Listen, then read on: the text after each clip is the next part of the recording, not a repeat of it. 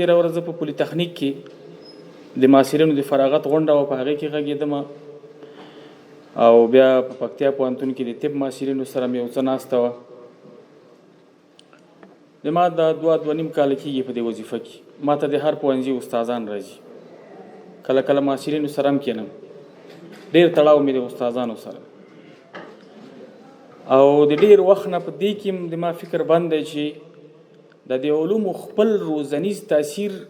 څه ډول ته تثبیتېدلی شي. یو خو دا ده چې نن سبا نړۍ ټوله داسې ده چې علم توجیه کوي، هر څوک په خپله خوښه د علم نه استفاده کوي. په اسلامي کلتور کې دا شی نشته. په اسلامي ثقافت کې د علم خدمت کیږي، علم باید تا توجیه کړي، د علم هغه خپل تاثیر باید د انسان په شخصیت کې او همدا انسان ته یو ډېر ستر شخصیت ورکولی شي. خو اوسنۍ نړۍ داسې نه ده، هر شی امنیتي دی، حتی علم هم هغه د امنیتي اهدافو نه ژغورل پاتې نه دی او په دې کې خپل تاثیرات دي. خو زه چې دلته په خپل وطن کې متوجه شوی یم، نو بیا مې د بالخصوص ټولو طبیعي علومو محصلینو ته هغه دا وي مشوره، په ځانګړي ډول د انجینرۍ محصلینو ته او د طب محصلینو ته مشوره دا وي چې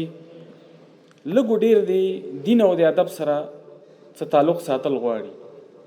لږ ډېر د دین او د ادب مطالعه کول غواړي. په دې دواړو کې خاصیت دا دی چې د انسان د علم او د انسان د فکر ترمنځ تړاو ایجادوي. کله چې د انسان د فکر او د انسان د تعلم ترمنځ یا هغه معلومات چې د حاصل کړي یا علم کړی دی تړاو نه وي، مسلکي سړی به وي، باسواده به وي، خو عالم به نه وي، ځکه دا د فکر په برخه کې د خپل علم نه استفاده نشي کولی، خپل علم نشي توظیفولی چې دی د یو عالم انسان په توګه څه ډول په خپله ټولنه کې ژوند وکړي. د چې کوم علم ترلاسه کړی دی، یو خو هغه فرصتونه دي چې انسان ته په ژوند کې لاسته ورځي، دی په یو منصب مقرریږي او دی یو ځای کې مدیر دی، یو ځای کې رئیس دی، یو ځای کې معین وزیر دی. هلته طبعا انسان د خپلو ظرفیتونو استفاده کوي، خو دا انسان من حیث عالم انسان چې نور جانبي هغه فرصتونه د سره نه وي، دی په خپله څه ډول د خپل